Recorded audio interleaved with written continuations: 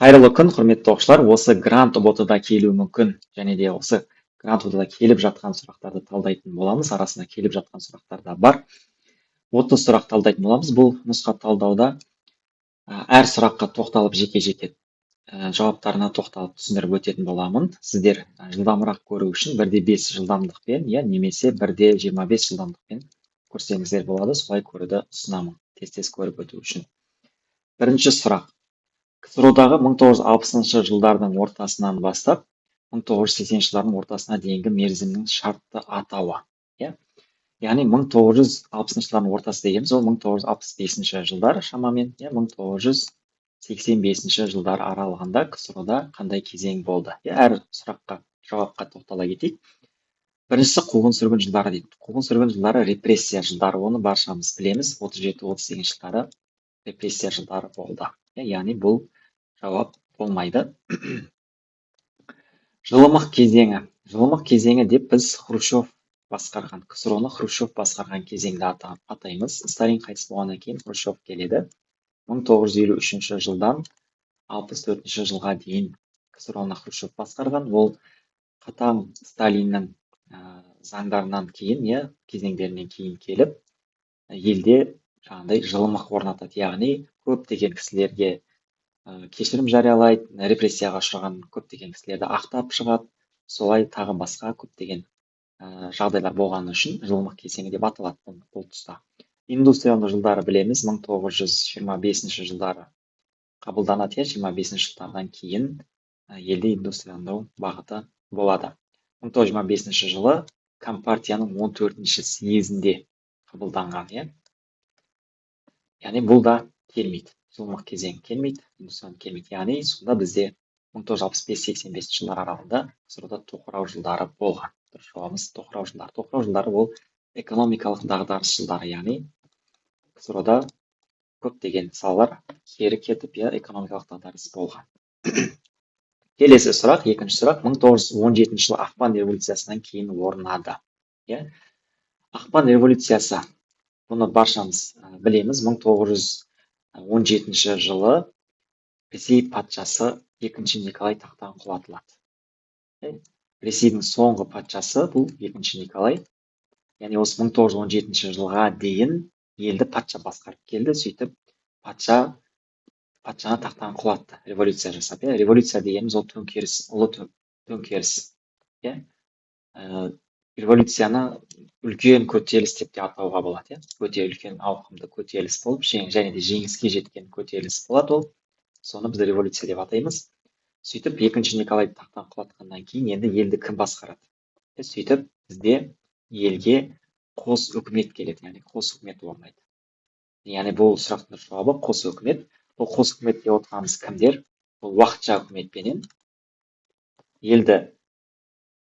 енді патша құлады ғой. Патша құлағаннан кейін кім басқару керек? Елді сол кезде уақытша үкімет деген нәрсе құрылған. Яғни временное правительство дейді. Сөйтіп олардың қасына кеңес үкіметі де, кеңестер, яғни жұмысшы және солдат депутаттарының кеңесі. Сондай Ленин бастаған топ, яғни кеңес үкіметі. Осы екі үкімет елді қазан айына дейін басқарады. Осы 1917 жылдың ақпан айынан қазан айына дейін осы қос үкімет елді басқаратын болады. Яғни кеңестер дегеніміз біздегі, одан кейін кеңестер, азамат соғысы кезінде кеңестер жеңіске жетіп, кеңес үкіметі құрылады. Бізде КСРО дегеннің несін білесіздер? Кеңестік социалистік республикалар. Осылай 1917 жылы сөйтіп қос үкімет орнаған. Үшінші сұрақ. Қазақ кеңестерінің 5-ші съезді өтіп, қазақ халқының тарихи атауы қалпына келтірілді дейді. Енді бұл сұрақты біз былай түсінеміз. Жалпы Қырғыз АКСР деген естулеріміз бар, бәріміз білеміз, Қырғыз АКСР деген болған. Бұл біздің кәдімгі қазақ АКСР негізі, бірақ бастапқыда ол Қырғыз АКСР деп құрылған. Бізді орыстар қырғыздар деп атаған. Қазақтарды жалпы сол 1925 жылға дейін бізді қырғыз деп атап келді. Барлық жазбаларында, барлық нелерінде қырғыз деп келеді. Қырғыздар. Сөйтіп Қырғыз АКСР деп құрылады 1920 жылы. Біздің негізі қазақ АКСР ғой бұл. сөйтіп ол 1925 жылға дейін осы қырғыз акср қырғыздар деген сөз қолданылып келеді. сөйтіп біздің қазақ зиялылары, алаш зиялылары осы мәселені көтеріп қанша жылдан бері күресіп жүріп, біз қырғыз емеспіз, қазақпыз деп соны дәлелдеп, қырғыз акср деп өзгерт, қырғыз акср, қазақ акср деп өзгерткізеді. Яғни біздің қазақ халқының тарихи атауы қалпына келтіріледі. сөйтіп 1925 жылы. Осы нәрсені айтамыз біздер. Қырғыз аксрінің қазақ акср болып өзгертілген уақыты ол 1925 жыл сәуірде болады. Келесі 4-ші сұрақ. Қырғыз қазақ аксрінің құрылуы, жаңа ғана айттық, қырғыз аксрінің құрылуы ол 1920 жыл екен. Бұл жүз датада бар, құрметті оқушылар. Жаңағы сұрақта жүз датада бар еді. Бұл да жүз датаның сұрағы. Мінекей. Келесі сұрақ. Қазақ өлкесін басқару жөніндегі эволюциялық комитет құрылған мерзім. Бұны біз Казревком деп қысқартып атаймыз. Казревком дейді. Яғни қазақ революциялық комитеті, қазақ өлкесін басқару туралы. Яғни 1917 жылы революция болады, одан кейін азамат соғысы болады. Сол азамат соғысының кезінде осы елді, біздің қазақ жерін басқару үшін арнайы революциялық комитет құрылады. Яғни арнайы сол қазақ жерін басқаратын үкімет, былайша айтқан кезде, әкімшілік деп айтсақ та болады. Соны революциялық комитет деп атаған. сөйтіп 1919 жылы ол 10 шілдеде құрылған. Осы Казревком 1920 жылға дейін жаңағы қырғыз акср, қырғыз қазақ акср құрылғанға дейін, 1920 жылға дейін осы Казревком елді басқарады. Келесі сұрақ, 6-шы сұрақ. 1990 жылдың 25 қазанында қабылданған декларация дейді. Бұл да жүз датада бар, құрметті оқушылар. Осы қазір көптеген кейбір оқушылар айтып жатады, жүз датаның сұрақтары келмейді ұбт-да деген сияқты. Негізі келеді. Шын мәнінде жүз датадан сұрақтар ұбт-да, грант ұбт болсын, қаңтар наурызда болсын келеді. Бір нұсқада бір сұрақ. Кейде енді келмей қалуы мүмкін, бірақ ең азында бір нұсқада бір сұрақ келуі керек. Мінекей. Енді ол нақты емес, кейбір нұсқаларда шынымен болмауы мүмкін. Бірақ сондықтан жүз датаны міндетті түрде жаттау керек. Айтқым келгені. 1990 25 қазанында білесіздер, қазақ кср-ның егемендігі туралы декларация қабылданған. Қазақ кср-ның тәуелсіздігі деген нәрсе жоқ. Қазақстан Республикасының тәуелсіздігі деген бар, ол 1991-16 желтоқсанда білеміз. Тіл туралы заң қашан қабылданды? 1989 жылы қабылданды, яғни бұл да келмейді. Автономия құру туралы дейді, ондай нәрсе жоқ. Айтпақшы, хабарландыру, құрметті оқушылар, осы грант ұбт-да келуі мүмкін тегін бір кузис алу үшін, әр пәннен, бізде 4 пән бар, сол 4 пәннен бір кузистан тегін алу үшін төмендегі описаниедағы сілтемені басу керек. 7-ші сұраққа келдік. 7-ші сұрақ. Құрбанғали Халидтің еңбектері. Құрбанғали Халид дегеніміз бұл бізде шығыс елдерінің тарихын зерттеген кісі. Ол осы шығыс елдерінің, шығыстың 5 елінің тарихы деп аталатын Тарауих Хамса деген еңбек жазған. Хамса деген сөз араб тілінен 5 деген мағынаны білдіреді. Яғни 5 ел, 5 елдің тарихы деген мағынада осындай кітап жазған. Яғни осы шығыс елдерін зерттеген. Және де Жарида деген еңбегі де бар. Жарида дегеніміз ол ұйғырларды зерттеген еңбегі. Ұйғырларды зерттеген еңбегі екен. Дұрыс жауабы сонда Тарауих Хамса болады. Азамат соғысы кезінде 1918 жылы Қазақстанды Ресеймен байланыстыратын Орынбор-Ташкент темір жолын кесіп тастады дейді. Ол кім? Бұл азамат соғысы, жалпы білесіздер, 1918 жылы басталып, 1920 жылдарға дейін созылған 2 жылдай уақыт. Азамат соғысында жалпы ақтар менен қызылдар соғысады. Уақытша үкімет жағыменен кеңес үкіметі жақ, яғни ақтар дегеніміз бұл осы буржуйларды қорғайтын, буржуйларға жақтасатын, буржуаздар дейді, революцияшылдар дейді. Осы уақытша үкімет жағы, былайша айтқан кезде. иә, уақытша үкіметті қолдайтындар. Ал қызылдар дегеніміз ол кеңестер. Кеңес. Сөйтіп осы кеңестер мен уақытша үкімет жағы осы бұрынғы патша үкіметін қорғайтындар, иә, бұл ақтар жағында көбінесе нелер болған, ақсүйектер болған. Ал кеңестер жағында көбінесе жұмысшылар, қарапайым адамдар болған, иә, солдаттар, жұмысшылар. Сөйтіп осы ақтар менен қызылдардың арасында болған соғыс бұл, иә. Сол кезеңде осы Орынбор айналасы, Орынбор жақ қызылдардың қолында болған. Сөйтіп оны атаман Дутов келіп басып алады, иә, Орынбор өлкесін басып алады. Орынбор Ташкент темір жолын кесіп тастайды. Мінекей. Ол атаман Дутовтың жауабы. Мінекей. Ары қарай кеттік. Қазақстанды Азияға шығатын кілт пен қақпа деп атаған патша. Бұл бізде орыстардың, яғни Ресей империясының ең алғашқы патшасы ол бірінші Петр болады. Бірінші Петр. Мінекей. Екінші Николай дегеніміз ол жаңа алдыңғы сұрақты айтып кеттік, 1917 жылы оны не істеді? Тақтан құлады, революция болып, тақтан құлаған кезі ол. Яғни бұл бола алмайды. Кілт пен қақпа деп атаған жоқ ол. Екінші Александр туралы мынандай сұрақ келеді ұбт-да. 1867-68 жылдардағы реформалар бар ғой, уақытша ережелер. Сол осы 1867-68 жылдардағы реформаларды бекіткен патша. Бұл екінші Александр деген. Яғни бұл да емес, бірінші Александр тура осы екінші Александрге ұқсайтын сұрағы бар бұның. 1822-24 жылдары орта жүзде және кіші жүзде хандық билік жойылып реформа жасалды ғой. Сол 22-24-тегі реформаны бекіткен бұл бізде бірінші Александр. Осылай. Яғни дұрыс жауабы бізде бірінші Петр екен.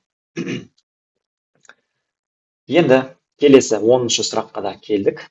10-шы сұрақ. Ұжымдастырумен қатар жүргізілген саясат дейді. Ұжымдастыру жылдары, білесіздер, 1927 жылы негізінде коммунистік партияның, КСРО-дағы главный ең басты партия, Компартияның 15-ші съезінде бұл ұжымдастыру қабылданады. Сөйтіп ол 1928 жылдары заң шығады, арнайы заңдар шығып, байлардың малын тәркілеу туралы заң шығады. Сөйтіп 1928 жылдан бастап осы ұжымдастыруды жүргізе бастайды. Байлардың малын тәркілеп, тартып алу арқылы.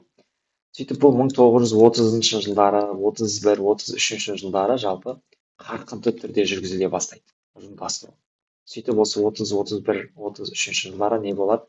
Елде ұжымдастырудың салдарынан ашаршылық болады. Яғни осындай бір кезеңдер болып жатқан еді ұжымдастыру дегеніміз. Ал енді осы кезеңде осы ұжымдастырумен қатар жүргізген тағы бір саясат бар. Ол бізде КСРО-да болған дінге қарсы күрес. Дінге қарсы қысым жасау. Жалпы осы кеңес үкіметінің басында тұрған адамдар, Ленин бастаған басқа да кісілер барлық ел бойынша, тек қана мұсылмандар емес, христиандар да бар, барлығына дінге жаңағыдай запрет қоя бастайды. Орысша айтқан кезде дінге қысым жасайды. Дінді адамдарды діннен алыстата бастайды. Адамдарды атеизмге үйрете бастайды. Сөйтіп діннен алшақтату процесі, саясаты жүргізілген. Осындай кезең бұл осы ұжымдастырумен қатар келеді. Бұл бұрындар бұндай сұрақ келмейді, бұл жаңа сұрақ. Ары қарай кеттік. 11-ші сұрақ. 1979 жылы Целиноград оқиғасының мәні. Бұны 100 датаның ішінде бар, бұны білеміз. Яғни Целиноград аумағында, қазіргі Ақмола облысы, қазіргі Астана аумағында неміс автономиясын құру туралы шешім шығарады, басшылық. Сөйтіп соған қарсы шеру өтеді. Яғни үлкен бір қозғалыс болады. Осы неміс автономиясын құруға бүкіл халық қарсы шығады. Соны біз Целиноград оқиғасы деп атаймыз. 1979 жылы болған Ақмола қаласы, кейіннен Ақмола болады, қазіргі Астана қаласы. Мінекей. Сақ-тиграхауда тайпаларының ұрпағы дейді. Сақ-тиграхаудалар қайда өмір сүрген? жетісуда өмір сүрді, иә. Яғни осы сақ тиграхаудалардан кейін келген, яғни олардың ізбасарлары, олардың ұрпақтары, олар үйсіндер. Яғни осы тиграхаудалардың орнында жетісуда өмір сүрген ол үйсін тайпасы болып саналады. Құрметті оқушылар, тағы да естеріңізге сала кетемін. Грант ботада келуі мүмкін 4 пәннен тегін квиз алып тапсыру үшін, иә, төмендегі описаниедағы сілтемені басу керек. Олар грант ботада келуі мүмкін сұрақтар, нағыз ұбт сұрақтары. Мінекей. Ары қарай кеттік, 13-ші сұраққа келдік. Орталық Қазақстанда мекендеген сақ тайпасы. Тиграхаудалар жетісуда мекендеді деп айттық, иә. Яғни бұл бола алмайды. Аримасылар ол шығыс Қазақстанда мекендеген, бұл бола алмайды. Аргипилер ол солтүстік батыс Қазақстанда мекендеген. Яғни дұрыс жауабы бізде Истедондар, орталық Қазақстан. Бұл оңай сұрақ негізі. Көпшілігіміз білеміз. 14-ші сұраққа келдік. 1979 жылы неміс автономиясының орталығы болуы керек болған қала дейді. Яғни жаңа айттық қой. Осы Ақмола облысында, Ақмола облысы деген ол кезде үлкен облыс болған, иә. Сол облыста неміс автономиясын құрмақшы болады. Оның орталығы ретінде, яғни неміс автономиясының орталығы ретінде Ерейментау қаласы таңдалған негізінде. Ерейментау қаласы орталық болу керек болады, бірақ бұл неміс автономиясы құрылмайды, өйткені Целиноградта үлкен қарсылық шерулері болады. Бүкіл халық қарсы шығады, яғни сол шерулердің арқасында осындай құрылмайды. 15-ші сұрақ. Петроглифтерінен күнге табынудың белгілері айғақталған Жетісудағы ескерткіш дейді. Жетісу жерінде, біздің Алматы жақта Тамғалы немесе Таңбалы деген жартастар бар. Жақшаның ішінде Таңбалы деп келеді.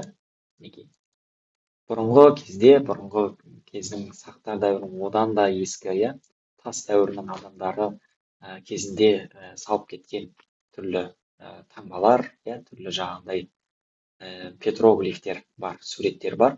Солардан біз күнге табынудың белгілерін анықтай аламыз. Яғни күнге ұқсайтын бейнелер көбірек кездеседі сол жерлерде. Мысалы, осындай бейнені көрген шығарсыздар көпшілігіміз. Осы біздің мектеп оқулықтарында бар, осындай нелер. Осы сияқты таңбалар көбірек кездескен. Яғни ол Тамғалы петроглифтері күнге табынудың белгілерін айғақтайды. Бұл да жаңа сұрақ. Бұрындары бұндай сұрақ келмейтін еді. Қазір осындай сұрақтар келіп жатыр екен. 16 сұраққа келдік. Орта Азия мен Қара теңіз халықтарын байланыстырған тайпа дейді.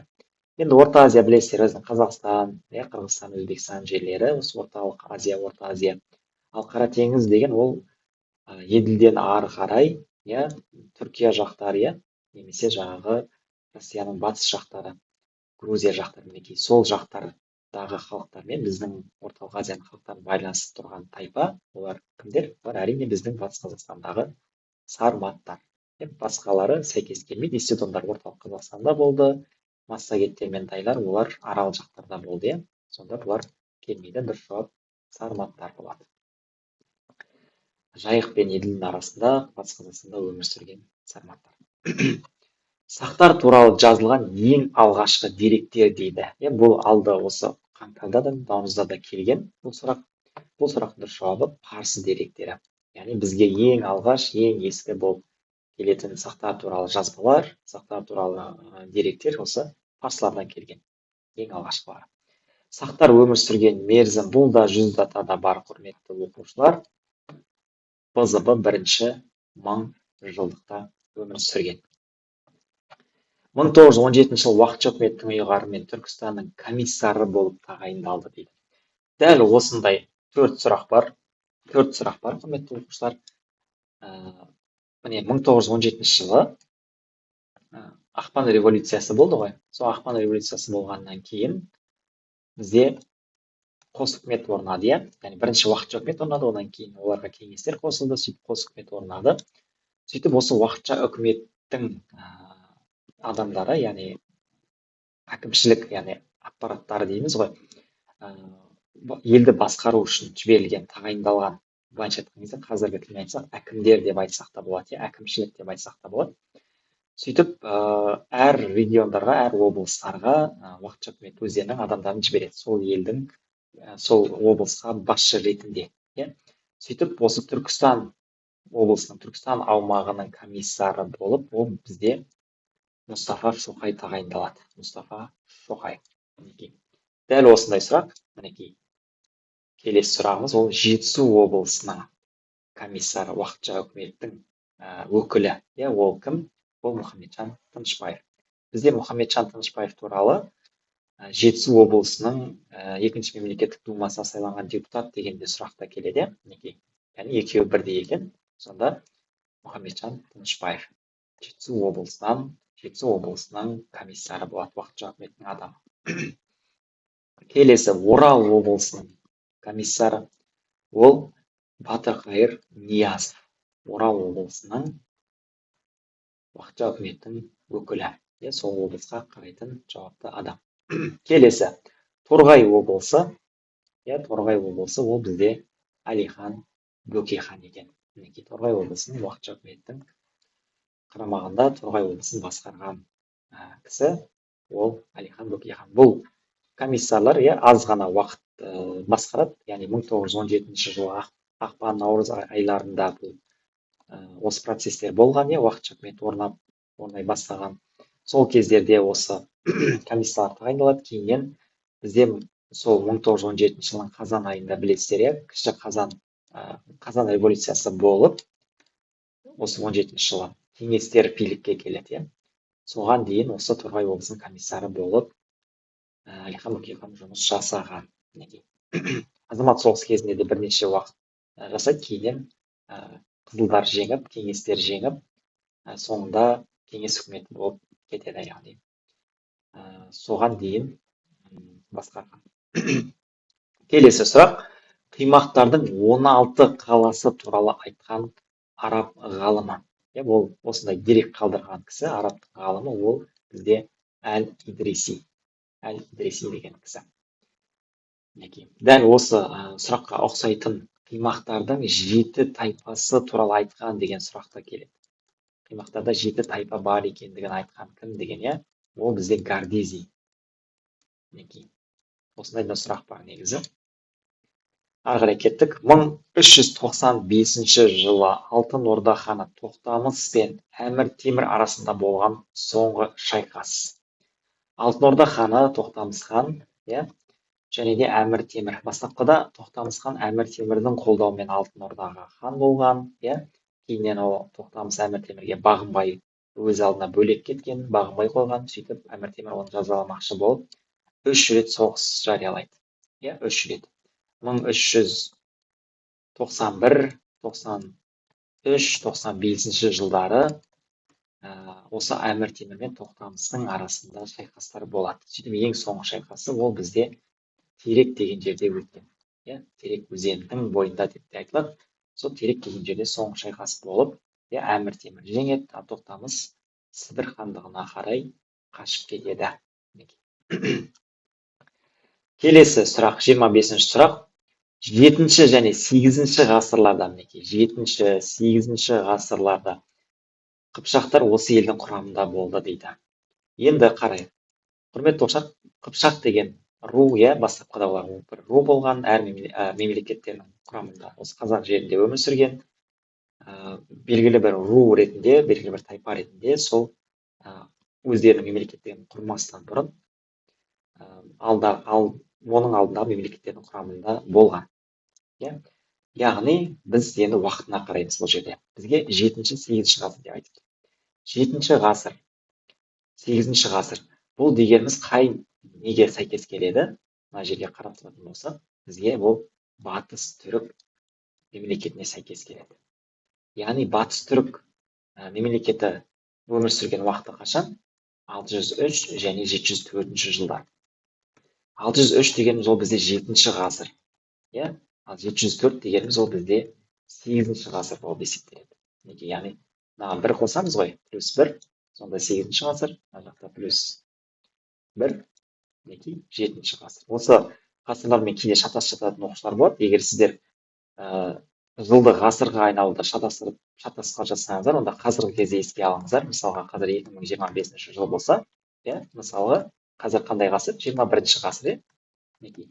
Мына 20-ға біз не істедік? Плюс 1 қостық. 21 болды. Дәл сол сияқты мен 7-ге плюс 1 қосам, 8 ғасыр, 6-ға плюс 1, 7 ғасыр. Яғни 7-8 ғасырларда өмір сүрген мемлекет ол бізде бірден бір мемлекет мына жерде батыс түрік болып тұр ғой жауабында. Яғни дұрыс жауабы бізде батыс түрік болады. Ары қарай кеттік, 26-шы сұраққа келдік. Орта ғасырлық қалалардың орталық бөлігі дейді. Яғни орталық бөлігі, яғни сол елдің билеушісі отыратын, иә, әкімшілік отыратын жер ол бізде цитадель деп аталады. Орта ғасырлық қалаларда цитадель деген қаланың ортасында орналасқан, және де ол цитадель қорғандармен қорғалып тұратын, оған жау келген жағдайда сол билеушілер ең жоғарыдағы сүйектер аман болу үшін, иә, бірінші кезекте сөйтіп цитадель дегеніміз осылай.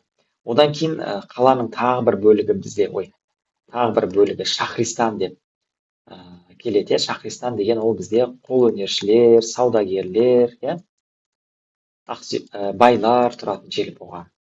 Қолөнерлер, саудагерлер, байлар. Бұл жаңағы қаланың, осы цитадельдің айналасы, қаланың ішкі орталыққа жақын жерлері. Бұл Шахристан бөлігі. Ал Рабат деген ол қаланың сыртқы жақтары, бәйгелеп қойғатырмын. Сыртқы жақтары, Рабат. Қаланың сырт жақтарында кімдер тұрған? Қарапайым халық тұрған, малшылар тұрған, егіншілер тұрған, тағы басқа кедейлер тұрған деген сияқты. Сондай әртүрлі адамдар Рабат бөлігінде тұратын болған. Сонда бізде орталық бөлігі, ең орталық бөлігі бізде цитадель болады. Цитадель дегеніміз дұрыс жауап. Цитадель. Өзбек ханы Абдаллахпен жасалған ант беріскен шартты бұзған хан. Яғни бізде өзбектердің ханы, яғни Бұхар ханы, Бұхар мемлекетінің ханы, өзбек Бұхар бір нәрсе. Абдаллах деген хан болған. Осы Абдаллах хан мен қазақтың Хақназар хан екеуі не істейді? Ант беріскен шарт жасасады. Яғни бір-бірімізбен соғыспаймыз, бейбіт өмір сүреміз деп, жаңағыдай достық қарым-қатынас орнатамыз деп, соғысуға жол бермейміз деп не істеген? Бейбіт келісімге келген. Сондай ант беріскен шарт жасасқан, одақ құрған былайша айтқан кезде. Сөйтіп Хақназар хан қайтыс болғаннан кейін оның орнына Шығай хан отырады. Шығай ханнан кейін кім келеді? Тәуекел хан келеді. Осы Тәуекел ханның тұсында Тәуекел хан осы ант беріскен шартты бұзып, екі ел арасындағы шартты бұзып, Тәуекел хан Абдаллах ханға, яғни Бұхар хандығына қарсы жорықтар ұйымдастырады, соғыс ашады. Яғни осы ант беріскен шартты бұзған ол бізде Тәуекел хан екен. Оның бірнеше себебі бар, нақты себебі ол жайдан жай бұзған жоқ негізі. Ол Абдаллахтың қол астында жаңағыдай қалып қалудан алдын алды. Қалып қалудың өз алдына бөлек, біздің қазақ хандығы өз алдына бөлек мемлекет бола алмай қалу үшін оған жаңағыдай не болған кездері, сондай жағдайлар болған. Абдаллахтың билігі артып кеткен кездері болған. Тәуекел ханға қарағанда оның абыройы барлық жағынан осы Сырдария бойындағы қалаларда мысалға Абдаллахтың билігі жүріп тұрған деген сияқты. Сол үшін ол Тәуекел хан оның ықпалында қалып қоймау үшін, қазақ хандығын дербес мемлекет ретінде сақтау үшін ол антты бұзып, оған қарсы шабуылға шыққан, жорықтарға шыққан. Сол себепті Тәуекел хан осындай қадамға барады. Ары қарай кеттік.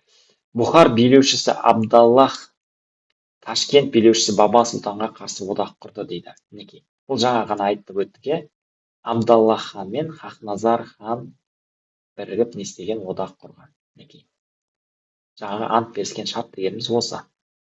Бұлар екеуі бірігіп Баба Сұлтанға қарсы күрескен. Баба Сұлтан ол Ташкент билеушісі болған. Ол жаңағы Абдаллахқа да, қазақ хандығына да бағынбай, өз алдына бөлік шығарып, өз алдына бөлек дербес хан болғысы келеді. Сөйтіп Баба Сұлтан Абдаллахқа да қарсы шығады. Сөйтіп Абдаллах пен Хақназар хан екеуі бірігіп осы Баба Сұлтанға қарсы күреседі.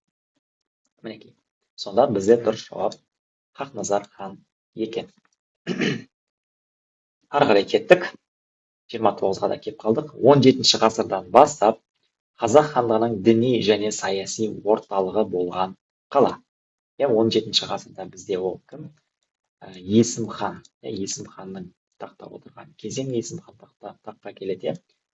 Есім хан 1598 жылдан бастап 1628 жылға дейін билік құрды ғой, яғни 1600 жылдар дегеніміз ол бізде 1600 жылдар жаңағыдай плюс 1 қосамыз 17 ғасыр. Мінекей. Яғни осы 17 ғасырдан бастап 17 ғасырдың кезінде Есім хан билеп тұрған кезінен бастап біздің қазақ хандығының астанасы ол Түркістан қаласы болған. Яғни Есім хан бізде осы орданы Түркістанға ауыстырып, Түркістан қаласын астана етеді. Сөйтіп осы 200 жылдай уақыт, 200 жылдан астам уақыт Түркістан қаласы біздің елдің астанасы болады, және де ол діни орталығы болған. Яғни осы мұсылмандық орталығы болған. Осындай да сұрақ келеді. Қазақ хандығының мұсылмандық орталығы болған қала ол бізде Түркістан қаласы. Соңғы сұрақ. 1988 жылы ақталған қазақ зиялылары. 1988 жылы осы алаш зиялылары ақталады. Жалпы біз алаштықтар, ағартушылар осы кезеңде ақталады. Бұл кісілер, Шәкәрім Құдайбердіұлы да бар, Жүсіпбек Аймауытов бар, және де нағыз алашшылар, олар Байтұрсынов,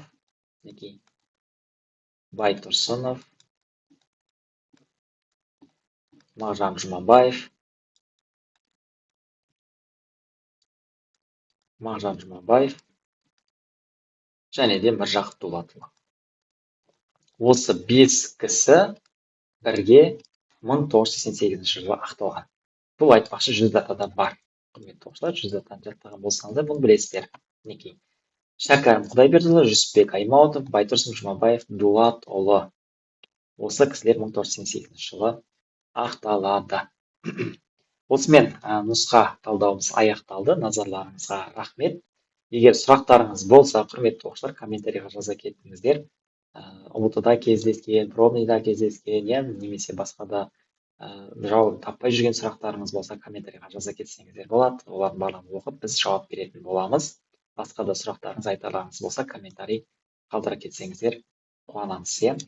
Ал грант ұбт-да осы грант ұбт-да келуі мүмкін 4 пәннен тегін көзес алу үшін осы төмендегі описаниедағы сілтемені басу керек. Басу арқылы сіздер әр пәннен 50 сұрақты көзес ала аласыздар. Олар нағыз ұбт сұрақтары. Ол сұрақтар осы грант ұбт-да келу ықтималдығы жоғары. Баршаңызға сәттілік тілеймін. Грант ұбт-дан өте жоғары балаларыңызға тілектеспін. Сау болыңыздар.